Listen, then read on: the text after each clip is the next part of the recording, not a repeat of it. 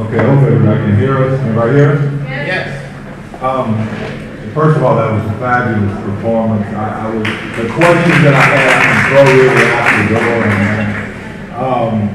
But, you know, one of the things that as I'm sitting there thinking, I thought about Adrian Piper, and Adrian Piper said many years ago that she creates and she exhibits because she wants to get a reaction from people. She wants to get a reaction, a stronger reaction, because stronger work creates a stronger reaction. So one of the things I wanted to ask you, what was the reaction that you were expecting for this when you put it together?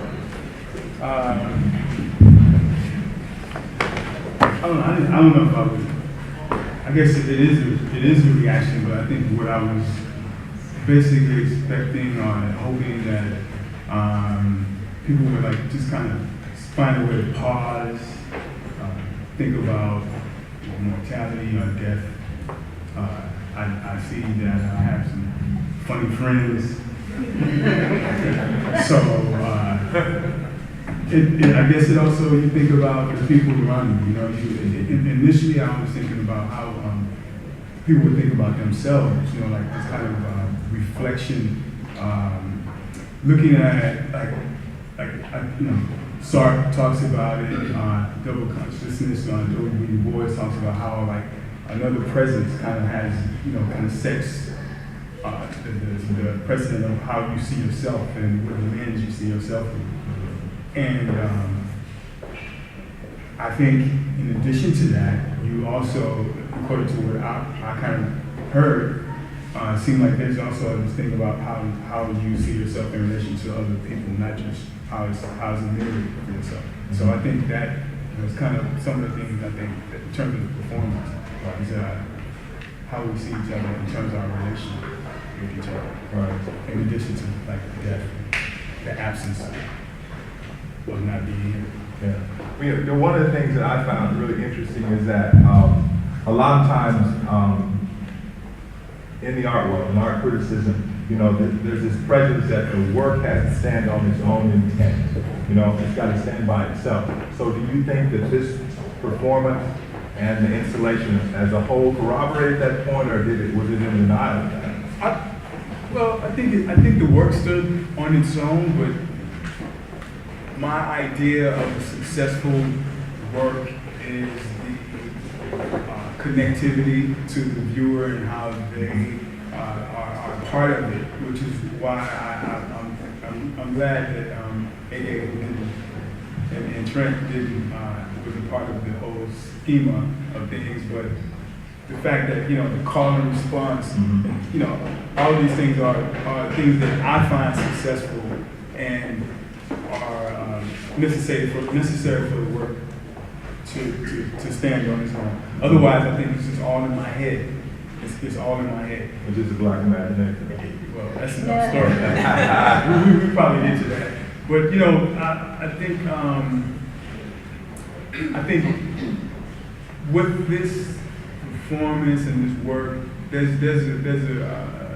a need for other voices that may not be the traditional voices from, let's say, looking at European art. You know, that is a Western kind of understanding. We understand that canon, understand that history, but there are these other existence, other entities, other stories, narratives that should also be included into that art history. And for me, my experience, you know, being black, and then all the things that come along the way is my contribution, and I think should be a way to open up that space. Otherwise, I think it's just kind of linear.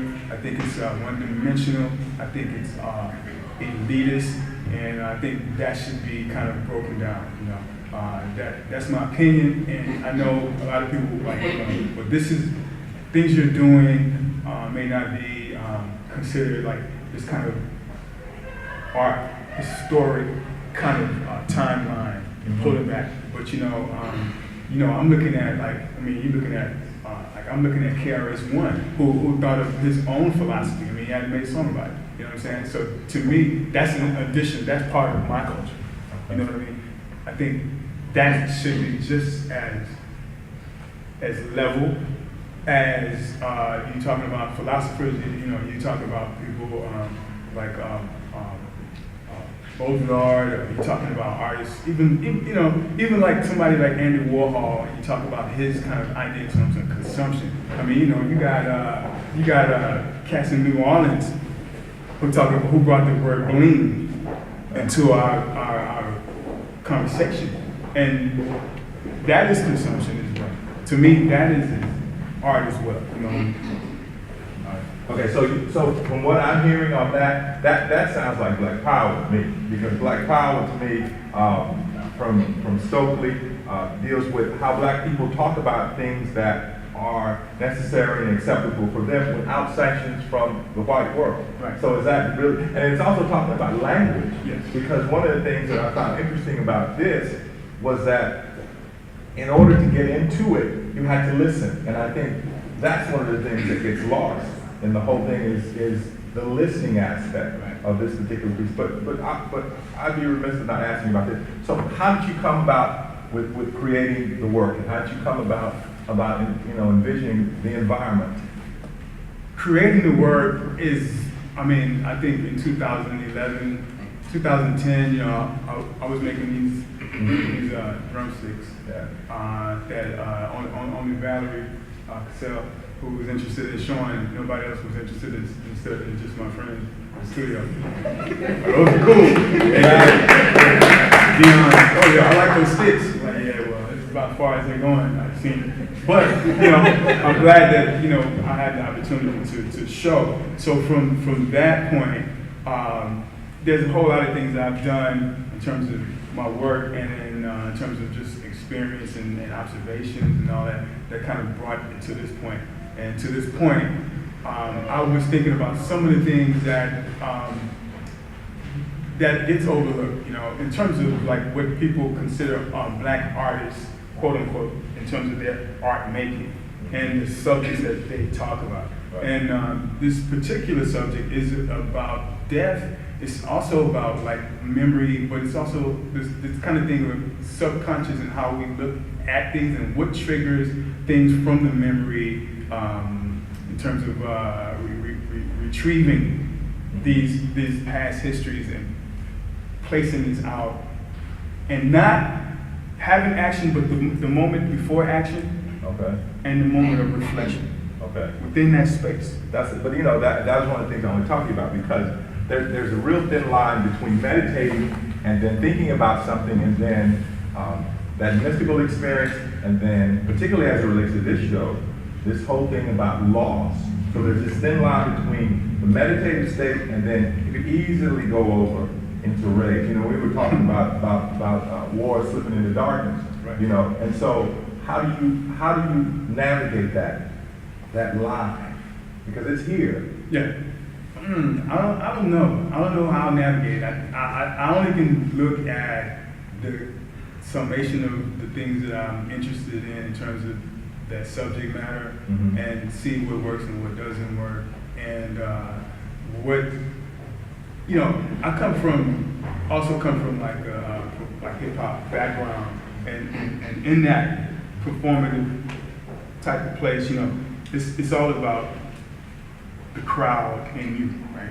And so I consider the response in terms of how do I connect with the crowd and myself, and thinking about that and how I would respond to it. People like me or who have my kind of aesthetics or ideas or whatever, how would they respond to it? And I kind of fall in that line. And some of it's just intuitive.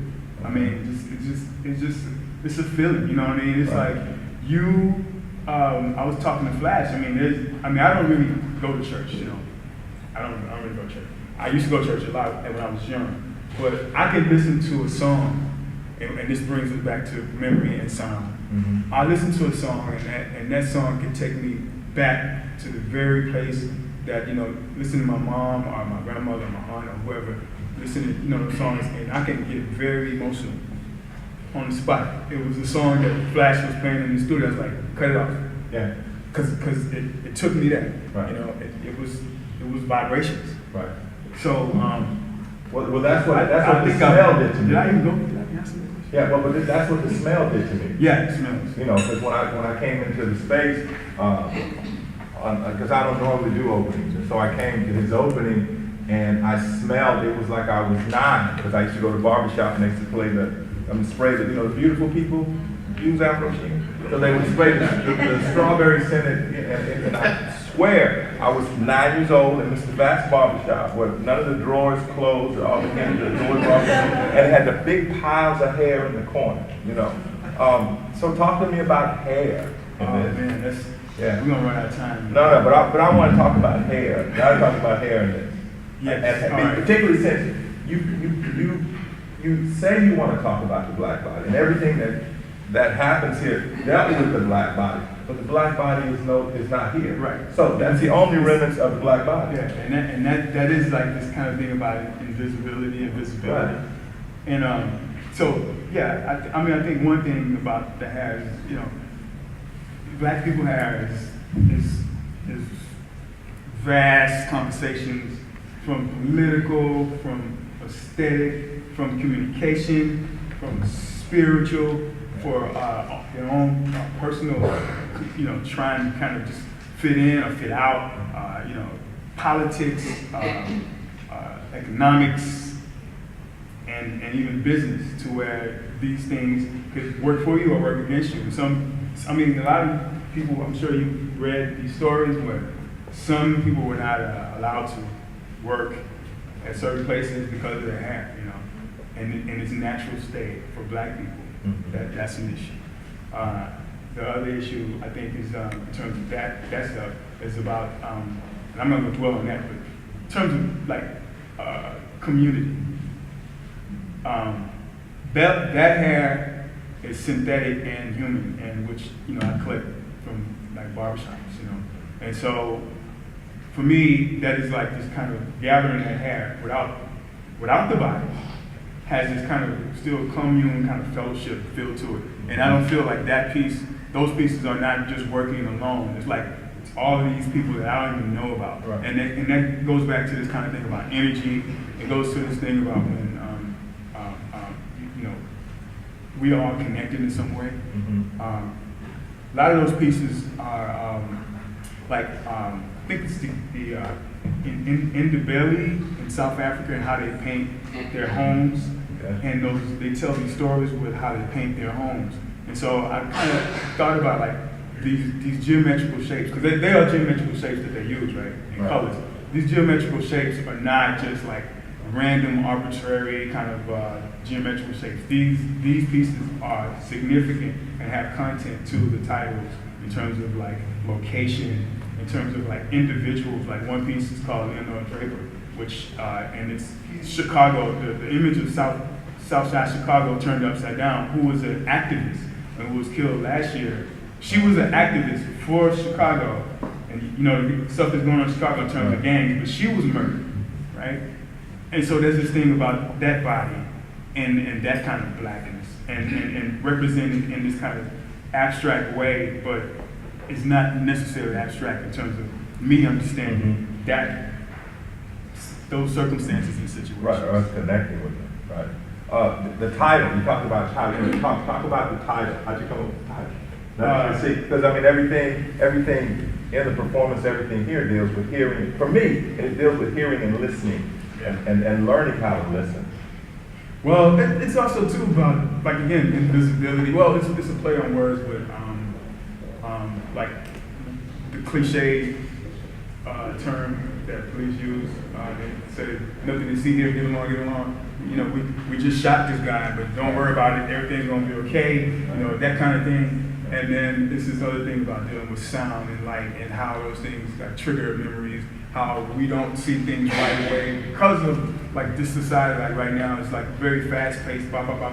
Move fast. If I can't gather the information right away, then it's not important. I need to move on.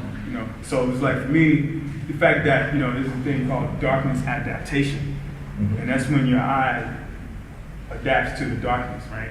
And so I'm trying to pause, stop, look, listen, what's going on? What's not going on? You know what I mean? What is the negation that is actually something happening that we don't even I'm not gonna say we don't, but I'm saying as generally, as a society, I think we've lost that kind of like slow down and like pay attention and what's going on exterior and then what's going on internal. You know what I'm saying? Right. So this kind of what I'm working on right here and how these things kind of form from out the darkness and then they kind of like come to you in terms of the optical, the visual, and then also what it's about. Right.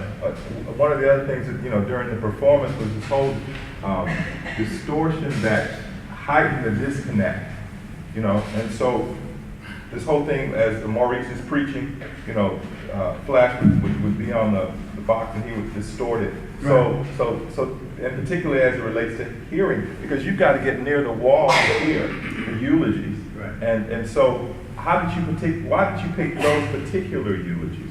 Was it just because of some of the people I knew and some of the people I didn't know? Some were important, like Merle Evers was there, and then Oscar Grant. Yeah, Oscar Grant was his uncle was there. Oscar Grant. It was Oscar Grant's like sister-in-law, and then like just like his friend, like a guy, just a friend. Right. Yeah. So how did you pick those particular eulogies? Well, it was some of those things were like I really wanted to deal with people that like like it's Barbara Jordan, Mickey Leland. If anybody's from Houston and kind of kept up politics in the '80s or maybe 80s, Mickey Leland was very important. And but it was a way to kind of collapse these kind of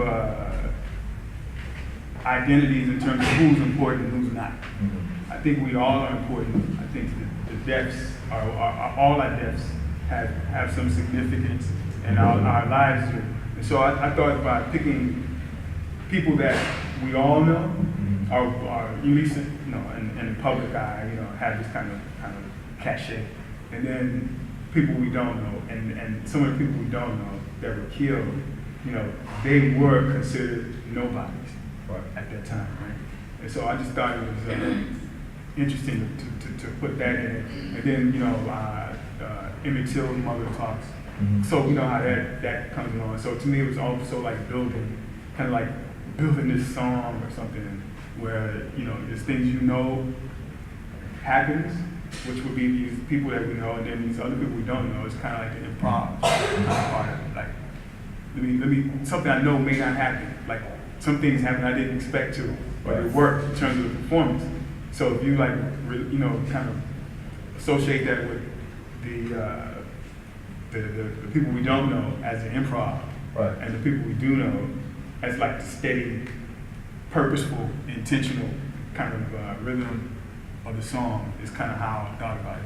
So it's like a soundtrack of mortality, then, in a sense. Mm-hmm. Yeah. You want to talk about the mortality aspect of it because it seems as though mortality is kind of an embodiment of the sound, and it kind of transcends the recognizable, and it uses different types of black music as kind of a vehicle on that. So you think that within the music there is a philosophy, there is. Yeah, I think like we talk about how there's a lineage in terms of a cultural memory in the music from.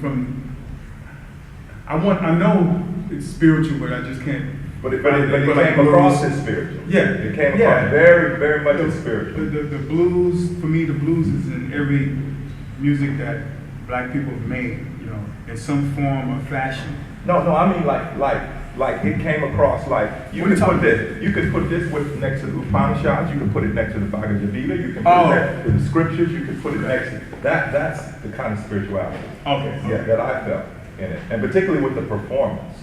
I thought it went over exceptionally well. I don't know how the performance went. Well, I know. And I gotta apologize. I keep blinking because this is crazy. Like I'm trying to really focus, and I can't really get it right now. But so I'm my wife. I'm not with my wife. I'm not winking at any women. So this is probably the last question for me. If there is any optimism or pessimism to be taken from it, where do you think it starts and ends?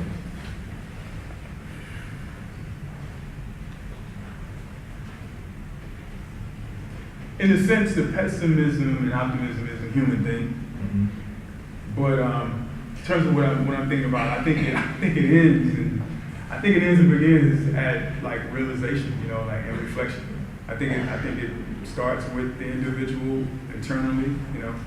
I think the individual who thinks about themselves in whatever way they think about themselves projects that to the next individual, and so on and so on, you know. And so I think that that idea of pessimism and optimism is kind of, I think, a yin and yang. Yeah, he called it private faith. I love that. Private faith. He called it private faith. Maurice called it private faith. Yeah. I think we'll open up the floor to questions. That's all I have. Thanks for coming. I'm not ending it. I'm just want to say thanks.